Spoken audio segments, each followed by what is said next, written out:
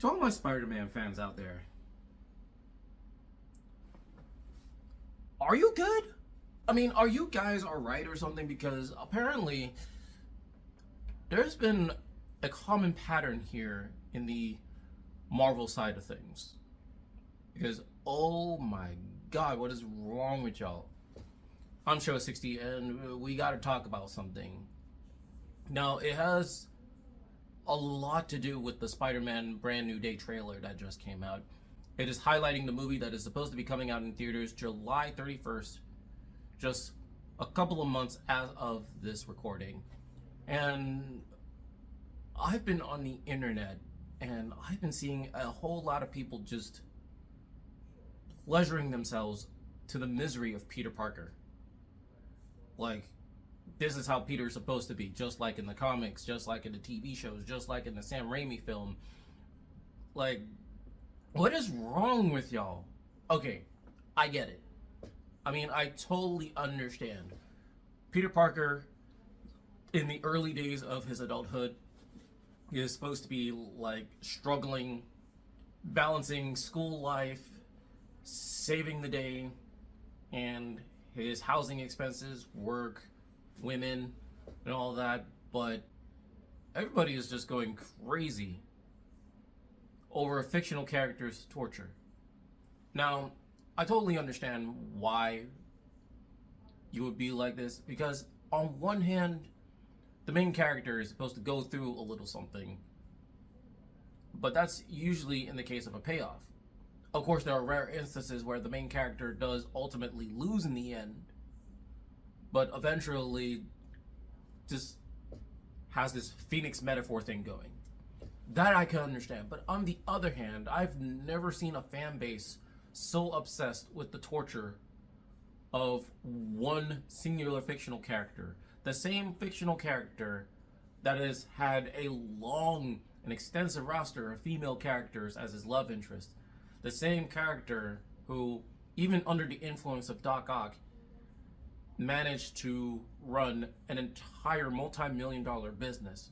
The same guy who would eventually have a stable life with one of his favorite girls, getting married and having children, and being able to properly balance his superhero lifestyle with his real life lifestyle outside of the mask. And now we're seeing Brand New Day, and social media has been filled to the absolute brim with people just having alone time to Peter's suffering. Like, I've never seen a fan base this toxic about this before. Like, I've never seen people this completely freaked out about someone's downfall since Sword Art Online and Rent a Girlfriend. Like, that is absolutely wild. No, I get it. Peter Parker is supposed to have, like, this crazy ass balancing act, just like in the source material, but are you guys good? Like, are y'all okay? Because none of this makes sense. This is a little too much for real. Oh my gosh. I've never seen people this horny over a character being so fucked up that it's crazy. I don't even know where to begin. Yeah, Peter Parker is no longer Iron Boy Jr. anymore. That I understand, and that's been the complaint for a lot of people.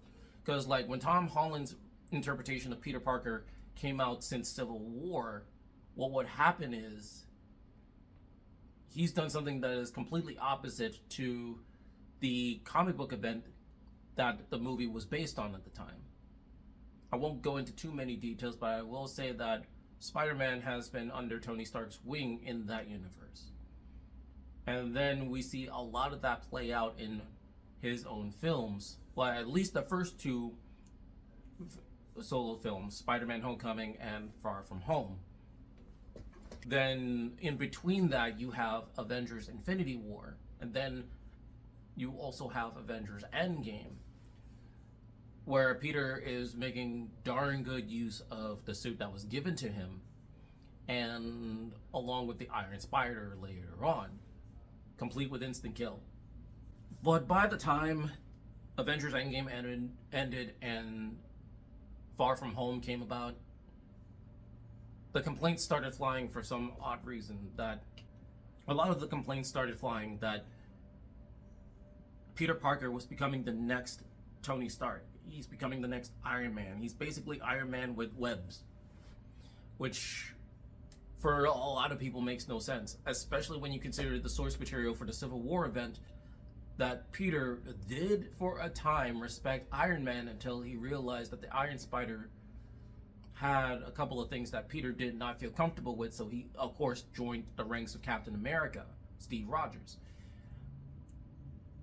Whereas in the MCU, he's clung so closely to Tony Stark to the point where the minute he has a Stark created suit, where there is the advanced suit, the upgraded suit, the Iron Spider, or even the hybrid suit from No Way Home, he's basically Iron Boy Jr. He has no identity of his own. He's doing good. Like, he and his auntie are eating so long as he is under Stark Industries protection. Crazy to me. Like, everybody, regardless of what walk of life you're from, grew to dislike this version of Peter Parker. I mean, I can totally understand. But then No Way Home came about. Great movie, by the way. And Peter slowly sheds out of the Iron Boy Jr. persona and proceeds to become his own Spider-Man. He has his own apartment. He's getting a GED. He's swinging in New York alone. Granted that a lot of people don't remember the man behind the mask. Nobody knows that Peter Parker is Spider-Man anymore. Not even the Avengers. Even though a lot of people are speculating that MJ and Ned secretly know all along, despite the memory wipe spell. And now the Brand New Day trailer came about. And even before that, even when people were speculating about the trailer and stuff before it released, that Peter Parker is finally suffering. Peter Parker is finally alone and depressed and on the verge of offing himself. Hooray for his misery. Hooray for his downfall. He's relatable now. Like, a lot of people took that obsession a bit too far. This obsessed for accuracy a little too far. But on the other side, there are a lot of people that are just having none of this right now, because we've seen this in the comics all too much. We've seen this in other media outside of the MCU. Peter Parker is suffering. He's basically bad luck Peter. And for some fans, it's frustrating, and I can get behind that more than Peter no longer being Iron Boy Jr.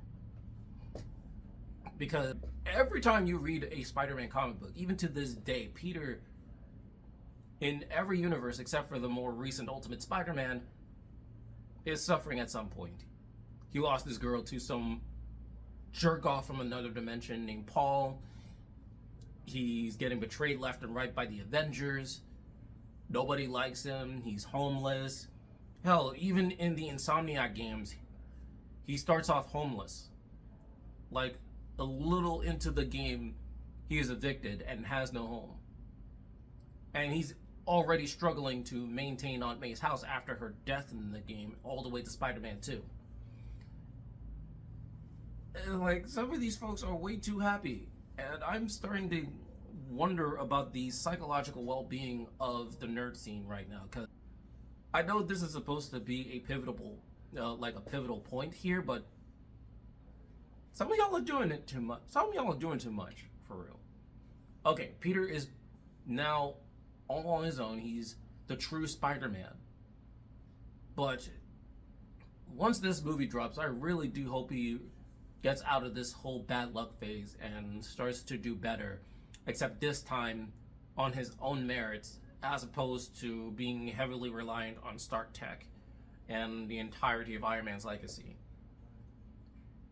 Like, I really had to address that, because there is like a crap ton of people just completely doing this the minute they just saw Peter Parker in an apartment that the rent of which he's barely trying to keep up with.